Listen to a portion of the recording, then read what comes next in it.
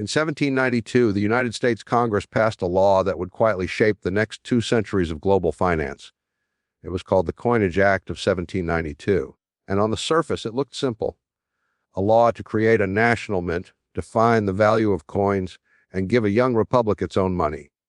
But beneath the surface, this act was far more than a bureaucratic measure. It was the founding blueprint for American money, a system built on silver, gold, and trust, and the moment the U.S. decided how wealth itself would be defined. Yet over time, the core principles of this act were forgotten, twisted, or deliberately erased. What began as a promise of honest money turned into a machine of credit, inflation, and manipulation? Picture the scene. Philadelphia, 1792. The nation was barely a decade old. George Washington sat as the first president, and Alexander Hamilton, the brilliant, controversial Treasury Secretary, had a vision.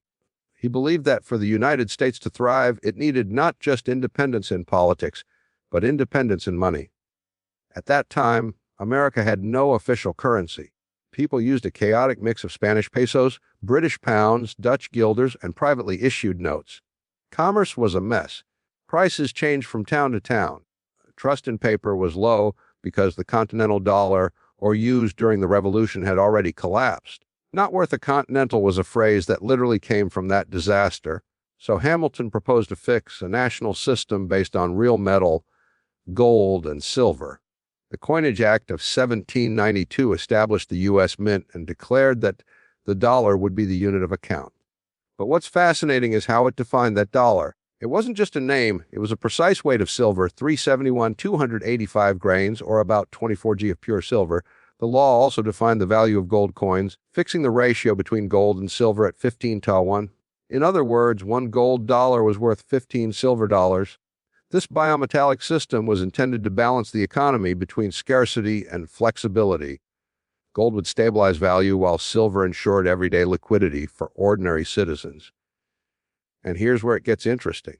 The act went further than most people realize. It made counterfeiting or debasing the money supply punishable by death. That's right.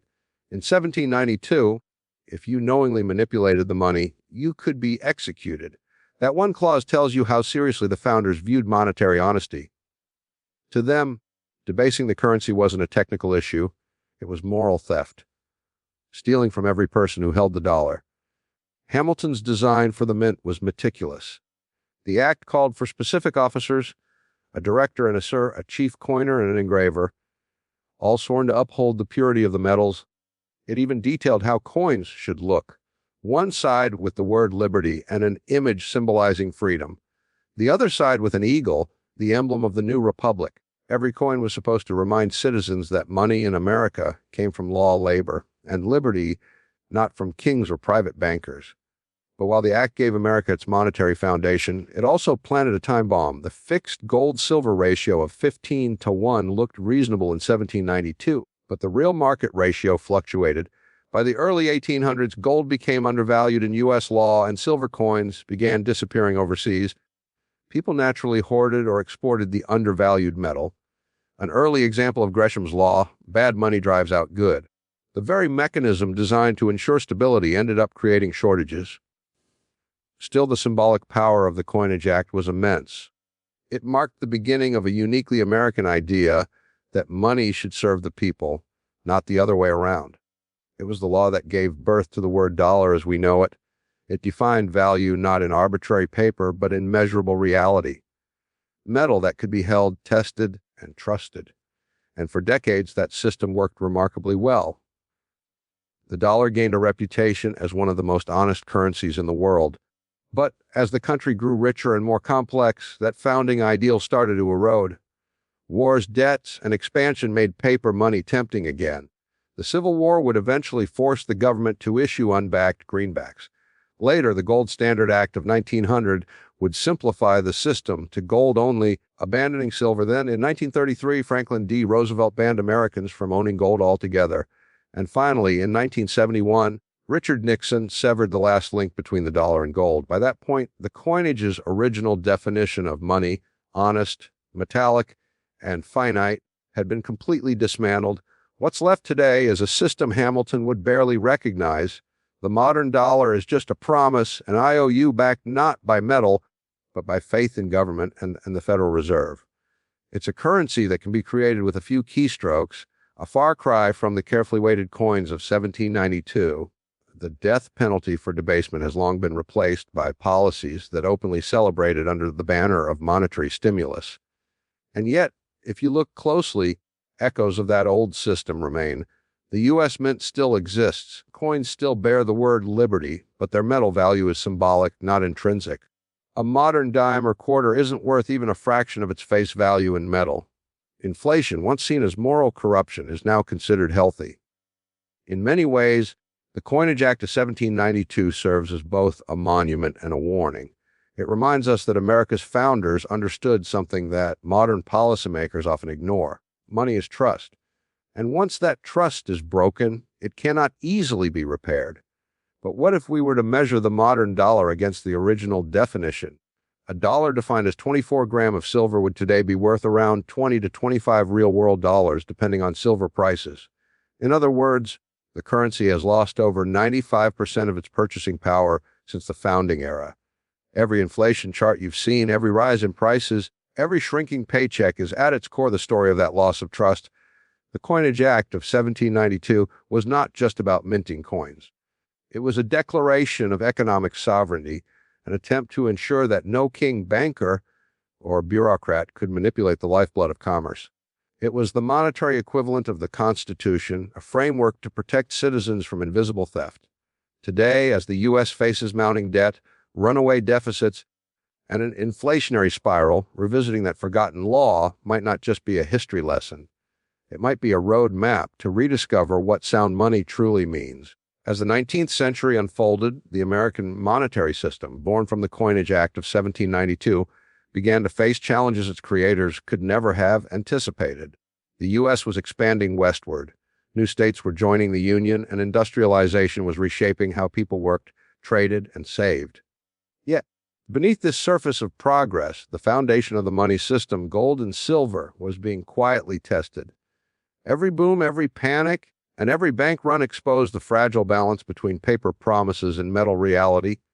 In 1834, the first major crack appeared. Congress changed the gold-to-silver ratio from 151 to roughly 161. On paper, it was a small adjustment meant to bring U.S. currency in line with global markets. In practice, it had enormous consequences. Overnight, gold became more valuable relative to silver. Silver coins began to vanish from circulation, melted down or shipped overseas while gold took their place. The U.S. effectively slipped from a biometallic standard to a de facto gold standard decades before it was official. What had been designed as a system of balance now leaned toward the interests of bankers and merchants who preferred gold's portability and prestige over silver Q accessibility. By the 1850s, the contradictions in the system grew even clearer. The discovery of gold in California flooded markets with new supply, increasing inflation. The U.S. Mint churned out new gold coins, but the fixed legal ratios meant silver still didn't return to circulation. The result was a strange hybrid system, technically biometallic, but functionally not. When the Civil War erupted in 1861, the illusion of monetary stability collapsed entirely. The government, desperate to finance its armies, issued paper money, the infamous greenbacks. For the first time since 1792, American money was not backed by metal. The founding principle of honest money was suspended in the name of survival. The consequences were immediate and dramatic. Inflation soared. Prices doubled in some cities. Soldiers were paid in paper that lost value before they could spend it. Ordinary citizens watched their savings evaporate. And yet, Wall Street speculators, those with access to gold or government contracts, grew richer. The divide between money owners and money users widened. The very moral line that the Coinage Act had tried to draw, protecting citizens from monetary corruption, was crossed. After the war, the U.S. faced a dilemma. Should it return to the gold and silver standards of the past or embrace the new flexibility of paper credit? The debate became ferocious. Farmers and laborers wanted soft money, more greenbacks to make credit easier and debts lighter. Bankers, creditors, and industrialists demanded a return to gold, hard money to protect their wealth from inflation. It wasn't just an economic argument. It was a moral one, echoing the old Hamiltonian ideal that honest money was sacred. In 1873, Congress made a fateful decision, one that would later be known as the Crime of 73. Without much public debate, it quietly demonetized silver. The dollar was now officially tied only to gold. The law effectively ended the bimetallic dream that had begun in 1792. Overnight, millions of silver coins were rendered useless for currency. Prices of agricultural goods fell. Farmers were crushed under the weight of debts that became harder to pay back. A dollar defined by scarce gold meant that credit was tight and deflation ruled. The Coinage Act of 1792, which once aimed to serve the common citizen, had evolved into a tool serving those who controlled gold and, by extension, power. This shift didn't go unnoticed. The late 19th century became an era of intense populist anger over money. Movements like the Greenback Party and the civil rights emerged demanding a return to battleism. Their slogan was simple: free silver. The famous Cross of Gold speech by William Jennings Bryan in 1896 captured the rage perfectly. "You shall not crucify mankind upon a cross of gold." Bryan's words were a direct challenge to the system that had abandoned the people's metal silver for the banker's metal gold. It was a moral echo of 1792, a cry for a return to monetary justice. But the gold standard held firm. By 1900, the U.S. officially confirmed gold as the sole basis for its money. The Coinage Act's original vision of a balanced system, where both metals supported the economy, was dead, and with it died the idea that ordinary citizens should have a direct link to the money they used. Now control shifted upward to banks, the Treasury, and eventually the Federal Reserve. The irony is painful. The founders created the Coinage Act to prevent financial manipulation.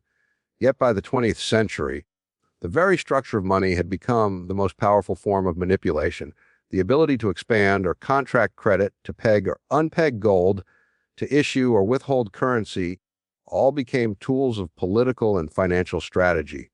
What began as a moral contract between government and citizen had turned into a game of leverage between institutions. Still, the symbols of 1792 lingered. Coins still bore the phrase, "In God we trust." Batman added during the Civil War to signal faith during chaos. But that phrase, once about moral conviction, slowly became a paradox. Trust had been replaced by compulsion. You didn't hold a dollar because you trusted it would keep its value. You held it because you were required to. The law declared it legal tender, and that was enough. By the time the Federal Reserve was created in 1913, the transformation was complete. Money was no longer a fixed measure of value. It was a tool of policy, adjustable, expandable, and political. The Fed could create reserves with a pen stroke. Banks could lend 10 times their deposits.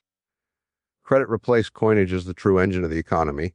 The ideals of the Coinage Act, that money should be stable, measurable, and moral, were buried under the weight of modern finance.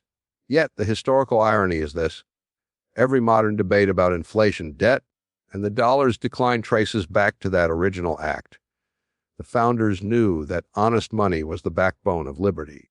They understood that when you allow money to lose value, you erode the foundation of trust between citizens and their government. In a sense, the Coinage Act of 1792 was America's first firewall against tyranny, because whoever controls money controls freedom. Today, when the Federal Reserve prints trillions or inflation quietly robs savings, it's not just an economic event. It's a betrayal of the founding principle. The death penalty for debasement may be gone, but the crime itself continues in slow motion through policy instead of forgery. If Hamilton and Washington could see the modern system, fiat currency, endless debt, and speculative finance, they would recognize the same danger they tried to outlaw. Money has been transformed from a tool of fairness into a tool of control. And that perhaps is the greatest forgotten truth of all. The Coinage Act wasn't just a law about coins. It was a declaration about power, who should hold it, and who should be protected from it. By the early 20th century, America's relationship with money had changed so completely that the spirit of the 1792 Coinage Act seemed like a relic of a lost civilization. What had once been a tangible promise, a dollar measured in metal, was now a floating abstraction backed by confidence alone. The government and banking system had become the architects of that confidence, but it was a fragile architecture built on faith in the very institutions that had rewritten the rules. The Federal Reserve, created in 1913, was the ultimate symbol of that transformation. a central authority empowered to control credit, interest rates, and the money supply itself. In theory, it was designed to stabilize the economy. In practice, it gave a small group of unelected officials the power that the founders had once sworn no man should hold, the power to define the value of everyone's labor, savings. The Great Depression would put the power to the test. When the stock market crashed in 1929, deflation swept across the country. Banks failed, savings vanished, and the gold standard, once a symbol of trust, became a straitjacket. People hoarded gold because it was the only form of money they trusted. But that created a paradox. The more people clung to gold, the less the system could function. The government needed spending and liquidity, but all the real money was being hidden under mattresses. In 1933, President Franklin D. Roosevelt made a shocking move. He ordered all citizens to turn in their gold coins and certificates to the government in exchange for paper dollars. Private ownership of gold was now illegal. The very metal that the founders had used to anchor freedom was now contraband. The Coinage Act of 1792 had declared death the punishment for debasing money. In 1933, the government had done something even more audacious, and it redefined what money was. Gold coins that had circulated for over a century were withdrawn. The dollar's link to gold was severed domestically, and the official price of gold was raised from $267 to $35 per ounce, or effectively devaluing the dollar overnight. The average citizen's savings were instantly worth less, while the government's gold reserves were worth more. It was in effect a transfer of wealth from the people to the state, all executed through a quiet redefinition of money itself. This marked a profound moral shift. The founders had believed that sound money was essential to protect the public from government abuse. Roosevelt's move, though perhaps necessary in crisis, set a precedent. The government could now change the rules of money whenever it deemed fit. It could compel surrender, adjust value, and redefine fairness. The old logic of the Coinage Act, that money should be beyond manipulation, was officially dead. But the transformation didn't stop there. After World War II, the United States emerged as the new global financial leader. The 1944 Bretton Woods Agreement cemented the dollar's dominance by tying it to gold and making other currencies dependent on it. On paper, the U.S. dollar was as good as gold. In reality, it was backed by the political and economic might of the United States. The dollar had replaced gold as the foundation of global trust. Yet beneath this confidence lay the same contradiction that haunted every paper system. The supply of promises was growing faster than the supply of gold to back them. Through the 1950s and 1960s, America printed more dollars to finance its military ambitions and welfare programs, while foreign governments accumulated those dollars and began demanding gold in return. By the late 1960s, the U.S. was bleeding gold reserves. The French famously sent a warship to New York to retrieve its gold holdings, a dramatic symbol of waning trust in the dollar's promise. The U.S. faced a dilemma eerily reminiscent of the old biometallic crisis. Too many claims on too little metal. Then came 1971, the year that buried the last remnant of the Coinage Act's vision. President Richard Nixon announced that the U.S. would temporarily suspend the dollar's convertibility into gold. It was supposed to be a short-term emergency measure. Instead, it became permanent. The dollar became a pure fiat currency, money backed by nothing but trust in government decree. With a single announcement, nearly 180 years of American monetary tradition were erased. From that moment forward, money was no longer a store of value. It was a tool of policy. The Federal Reserve could create it at will. Governments could spend without metal restraint, and banks could lend exponentially more than they held. The foundation of the Coinage Act, that a dollar was defined by weight, purity, and honesty, had been inverted. Now, money was defined by the needs of the state, not the rights of the citizen, and yet the illusion of stability persisted. People continued to work, save, and invest, believing the dollar would always retain its worth. Inflation was gradual enough that most didn't notice how their purchasing power eroded year after year.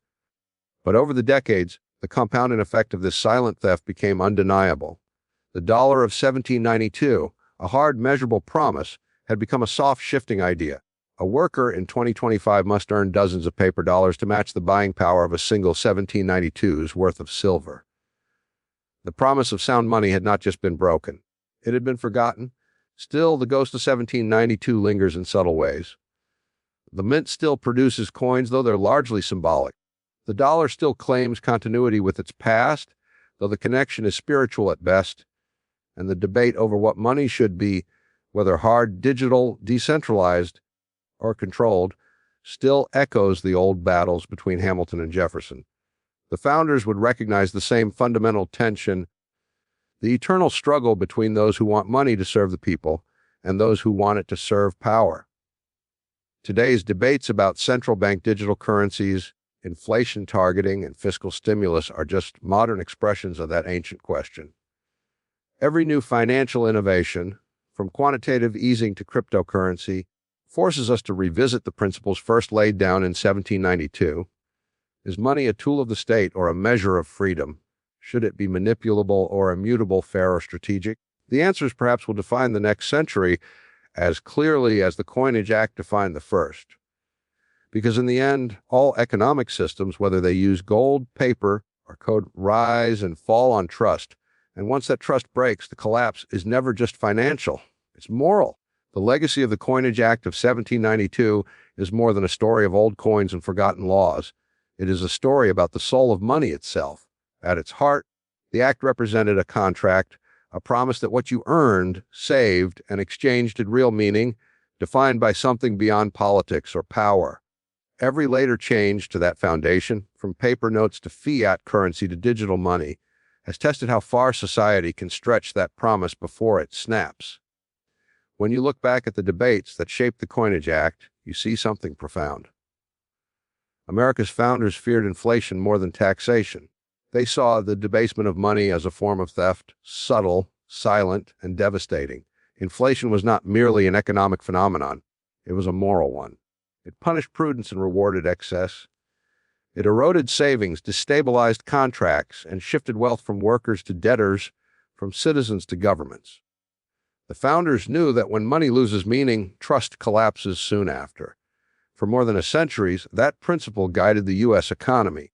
The gold and silver standard didn't just stabilize trade, it restrained power.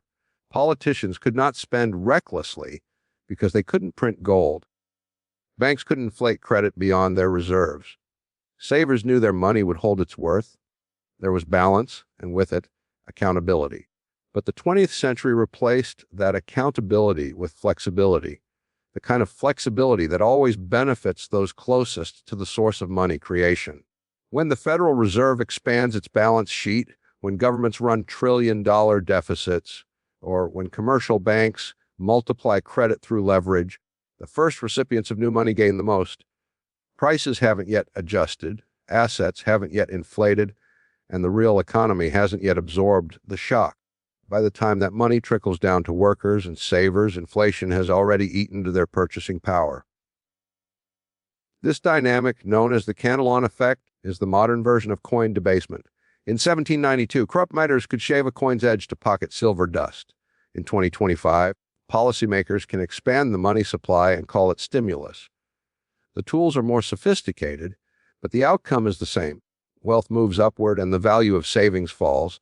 The victims don't even realize it's happening because it's hidden behind charts, jargon, and promises of stability. Now, we live in a world where money exists mostly as numbers on screens. Only a tiny fraction of the global money supply is physical. The rest is credit, data, and code. This digitization has made transactions faster, but it's also made control easier. Governments can freeze accounts, monitor flows, and create or destroy liquidity at will. Central banks are developing digital currencies that could, in theory, replace cash entirely. If that happens, money will no longer just represent value. It will represent permission. In such a system, every transaction could be monitored, approved, or denied. Spending limits could be programmed. Expiration dates could be set. Dissent could be punished financially without ever passing a law. And the oldest idea in economic liberty, that your money is your property, could vanish with a software update. This is why the forgotten lessons of the Coinage Act still matter. They remind us that money is not neutral. It shapes behavior, incentives, and power structures. When individuals control money, they are free. When institutions control money, Individuals serve those institutions. The form of money determines the form of society. You can see this tension playing out across the world today. Nations that once mocked gold as obsolete are quietly buying tons of it. Central banks are diversifying away from dollars. Cryptocurrencies, though volatile, represent a grassroots demand for monetary independence, and ordinary people squeezed by inflation are asking fundamental questions. What gives money its value? Who benefits from its creation? And how much of my labor is real if the value of what I earn melts away every year? The truth is that monetary systems rarely collapse because people lose faith in numbers. They collapse because people lose faith in fairness. The 1792 system failed not because gold and silver were wrong, but because governments found them inconvenient. The Fiat system that replaced it will fail for the same reason. Not because paper or digital money can't work, but because they invite abuse. Power, once unrestrained, always expands until it breaks the system that sustains it. That is the real warning hidden in the Coinage Act. It wasn't just about coins or currency definitions. It was a warning against hubris, against the belief that governments could redefine value without consequence. Every empire that has tried has learned the same lesson. Rome diluted its silver. France printed its segments. Why Germany ran its presses. Each believed it could control outcomes with clever policy. Each collapsed when trust evaporated. So what does that mean for us today? It means the story isn't over. The next chapter of money is being written right now in the policies of central banks, in the architecture of digital currencies, and in the decisions of people like you. Whether you save, invest, or opt out of the system entirely, the principles of 1792 still whisper across the centuries. Money must be real, measurable, and honest. Otherwise, it will become a weapon. When the founders wrote the Coinage Act, they probably didn't imagine a world of algorithms and high-frequency trading, but they would understand the stakes. They knew that once money serves politics instead of the people, collapse is inevitable. It may take decades. It may disguise itself as progress, but the end is always the same. Wealth concentrates, trust erodes, and value disappears. And maybe that's the most uncomfortable truth of all. The failure of modern money won't come from technology or economics. It will come from forgetting what the founders already knew.